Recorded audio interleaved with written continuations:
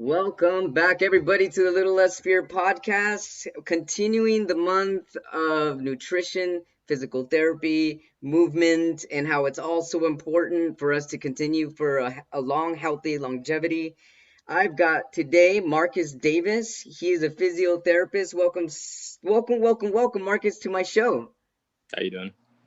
I'm doing pretty good. So hey, I'm questioning this because I don't really know the definition myself, and I'm sure a lot of my listeners don't. But what is a physiotherapist?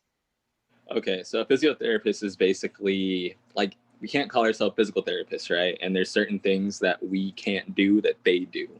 But to keep it simple, basically it's a way of using different exercises, right? And massages and physical like muscle releases to get a favorable outcome, right? If that is like a muscle that was super tight, not being tight anymore, if there's an imbalance, right? Like, maybe you're using your left leg more on a squat than your right leg, right? There's a way to fix these issues, and a physiotherapist, or at least a good physiotherapist, should be able to figure out how to fix it, right? So, using that as an example, let's say you have a client or a patient and you notice that their squats, I mean, how would you know that? How would you know if there's an imbalance, let's say in a squat? So I mean, it's really a matter of like being able to see certain cues. So, right, a good squat usually entails your heels being in the floor, right? Some people are going to have an arch in their foot, but that's not going to create their heel coming off the ground. So that's one. You can look at their knees, right? If their knees are caving inwards, that's called valgus, and that's bad, right? That's where most of our tears are going to happen. Um, if they're leaning forward when they squat, there's a ton of ways that we can see, right?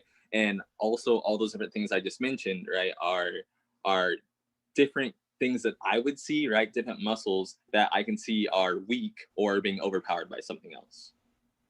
And how do you figure out which muscles are weak in that case? Like, if you just see the person, to me, it would be like, man, you're just not balanced anywhere. So, like, where do you start?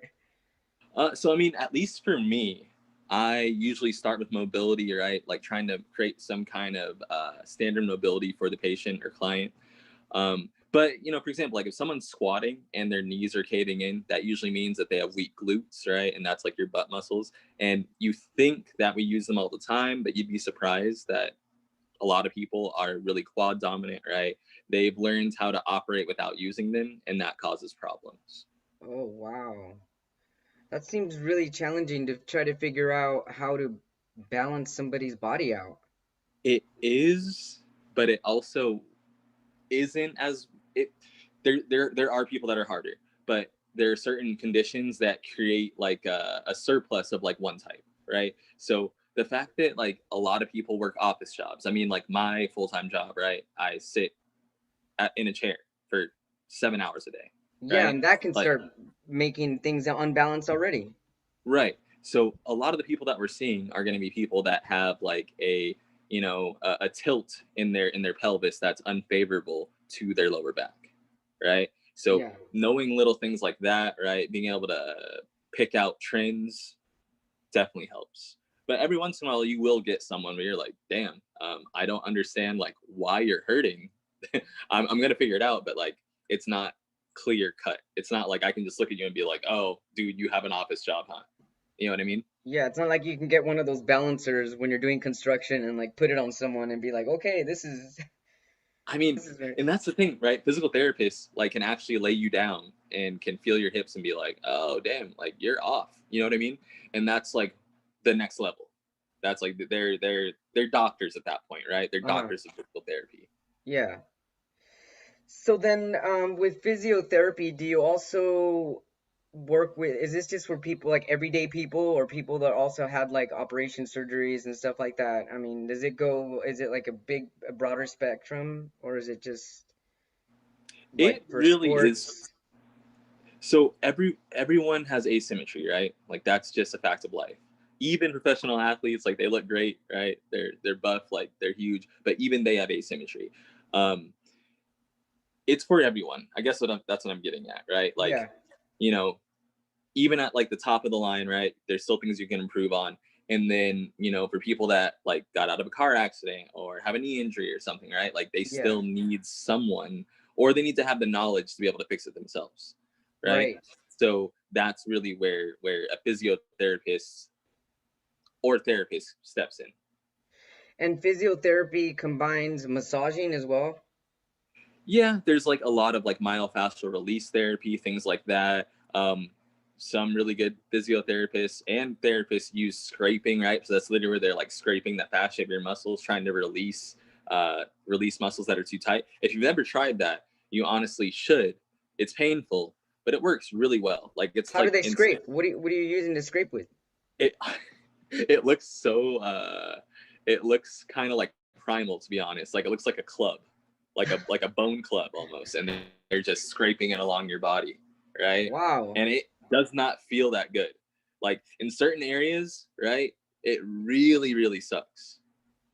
But the change after is almost instant. Like I recently had a lower back issue where I was seeing a physical therapist, and my hip was acting up like the second visit, and they scraped it. It hurt. Like I was, wincing in pain.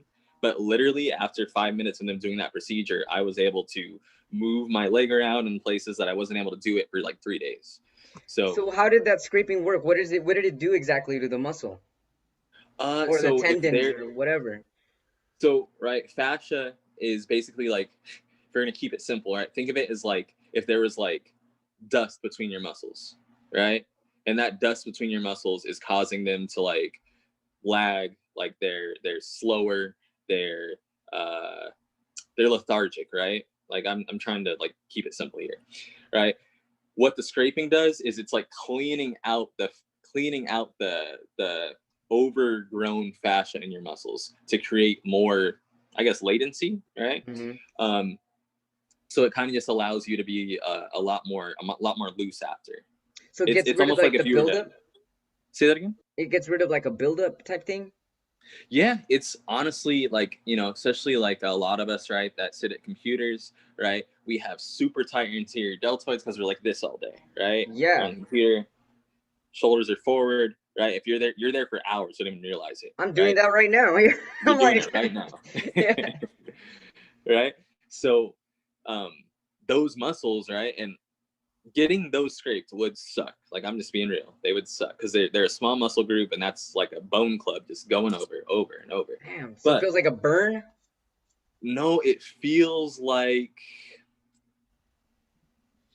someone's scraping you, right? But with oil, right? So it's like Oh, it jeez. hurts, but it's not penetrating your skin Yeah. And so that helped with your hip issue that you were having? instantly. Wow. How is that different from cupping? So to be honest, I've never been cupped, so I can't attest to like the difference between the two.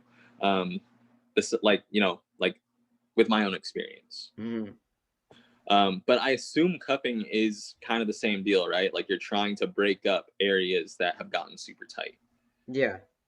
So there's multiple ways to, as they say, like right, there's like multiple ways to like skin a fish, but like you still got to eat it. Sure. So then what got you motivated to become a physiotherapist? So, man, for me, it was multiple things. Like, so my son was like a big part of it, right? Because like I wanted to help him, but also I used to play rugby in college, and I had a complete ACL blowout, and I got the surgery, I got the therapy after, and that kind of got me interested because it just I got to see it firsthand, and I also was a kines major when it happened, so it was like, oh, like real life experience. You get to be your own patient here. Yeah. And I'm basically back to normal. Like I can still jump super high, run pretty quick. Like every once in a while my knee does mess up on me, but I feel like that was kind of like you know what got me into it, is like, oh, okay, like this happens to a lot of people and they need to get fixed. So there is a way to go about it. Hmm. And how did you, as far as like gaining knowledge while you were a kinesiology major, like how did that help you heal and learn how to heal your body? So to be completely honest, I feel like I learned so much more after college, right? Like, you can attest, right? Yeah. College is like, hey, these are the things we think you need to know. And then life hits you and it's like, yeah, but this is what you actually need to know, Right. right? Yeah. So I had an internship at UCR where I worked with their D1 strength conditioning program for about 6 months. And in that time, like I kind of got like a rework or a revamping of like how I understood training, Hmm. and like what's just like what is important, like get rid of all the fluff stuff that you see on Instagram, like I'm gonna do a battle rope on top of a Swedish ball, you know what I mean, like Yeah. that type of stuff, like get rid of all that, like Right. what works, like what's important, what is vital for someone to be Optimal. physically fit, yeah, and Yeah. optimal, right?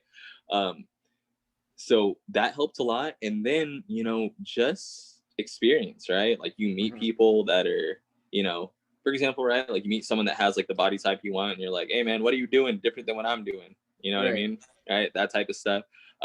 You see people that have like gone through bad injuries and you see them better and you're like, hey, like what did you do to like get here, you know what I mean? Yeah. Yeah. um being open-minded and inquisitive definitely um helped a lot. And I feel like, especially with this field, right? It's evolving. It's still pretty new. If you're not open-minded and you're not, questioning why you believe certain things, you are going to end up becoming like making yourself obsolete. Yeah. Right. Exactly. Yeah, for So, sure. yeah. And then you also mentioned your son. You wanted to help your son. How did you want to help your son? I just like I want him to be happy, right? Like if if him if him walking, right, like normal, like like someone that doesn't have any disabilities, right, if that is like what his goal is, like sure, I want to help him get it. If his goal is to just be able to walk with a walker and be content with life, then hell, like I want to help him get that too. Like it doesn't matter like what his and like final goal is, but I know that if I have more knowledge, I can help him get there, whatever it is. Yeah, for our listeners that don't know your son, what type of movement problem does It's he called have? a Or spastic diplegia or okay, diplegia. and how does being a physiotherapist help you understand his condition? You just understand what's going on as far as the muscles, right? Like you can see like what the protagonist, antagonist muscles are in his body, like what muscles are overperforming, which ones are underperforming, that type of deal. And for someone with spastic diplegia, right? It usually has to do with high tonicity of the lower extremities. So, your hips, like people don't realize, like your hips, your glutes are crazy important to like just your overall body, like right, like your glutes are like pretty much like the strongest body, like strongest muscle in your body, right? Hmm. And if they're not working properly, it kind of throws everything else off. So someone that's dealing with spastic diplegia, right, the hip strength is one of the hardest things to work on, and it's also the most important, right? So it's like you're Right, constantly trying to like break through that muscle group. right, right. Oh wow, that could be really, really challenging too. Yeah. But the thing is, right? Like, kid is super happy. It's not like he's like mad that he has cerebral palsy. Right, right. It's just like it's a fact of life, and he's like, I'm happy. I'm gonna just keep going, and that That's that is excellent. amazing. That's motivating too. Yeah. Right. Like people are complaining about like regular everyday stuff, and it's like, dude, look over here, Uh, please. Yeah, exactly. I hear you on that one. So, I mean, what keeps you motivated? What keeps you going with being a physiotherapist and learning more and knowing more and growing more with it? What keeps you motivated? Seeing results for sure, right? Even small results is like awesome. And like, the crazy thing is like a lot of times when you have clients, and I'm sure when you talk to Chris, right, he'll tell you the same thing.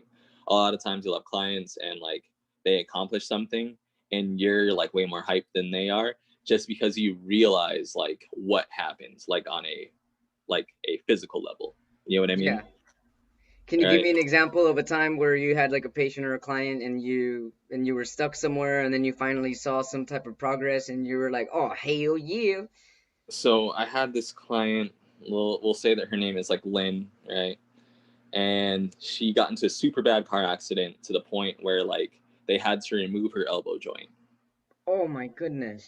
So she was not able to like lift her arm up, right? She wasn't Oh, able to like, do like a curl with her bicep, right? wow. And within like 2 weeks of like really like strict focused motion, right, she went able to do it. And I was pretty hyped, and she was actually pretty hyped too. She was trying to hide it. She was trying to hide that, like, she's like 70, right? So like she's already like towards the like end age group of being able to fix certain things, Yeah. right? So yeah, and I was like sick, like 2 weeks ago, like we tried to do this and your like arm flipped over backwards, like, and now you have enough strength to keep it in line. Like that's awesome, And like that's physically, like, amazing proof too, to show that even at her age, at 70, like it's never too late to gain mobility again. yeah, gain mobility and muscle. It's pretty cool. Like, you know, there your body is a machine, like, and until it like completely clunks out, you can still try to keep it relatively going. Do you ever get stressed out when you can't figure something out with somebody and you've been helping them for a long time and it just seems to just not be moving anywhere? Uh, I don't know if it's stress, but it's more so just like you're kind of on Desperate? yourself, like, bro, like, why can't you figure this out? Like, what, like, you know what I mean? Um, I guess that could be frustration. So yeah, I guess that's true. Like, it there are times where you're just like, it almost makes you doubt yourself. Like, all right, I thought I knew this. You know, Have you ever been like, I think we've tried everything. I don't really know what to do anymore. I've had clients where I'm like, hey, I think you probably should get an MRI. Oh, well, that's a good idea. Yeah, right. Where it's like this hurts, this hurts, this hurts, and I'm like, okay, like, look, you got to be honest at this point. Like, Yeah.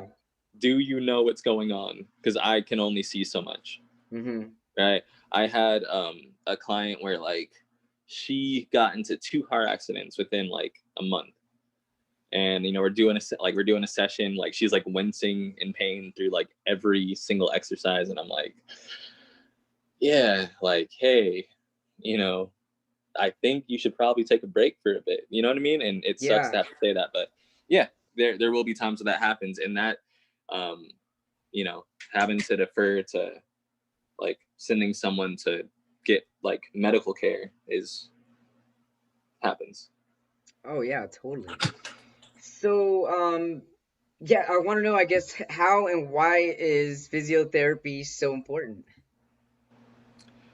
Uh, Physical, like, longevity is just important. So it kind of goes with that, Yes. right? Yes. Like, you want to, there's like this report that came out, I guess in like the last 10 years, but it basically stated something along the lines of like, if you're over 60 and you can't get up and down off the floor, like your life expectancy is like drastically reduced. Oh, wow.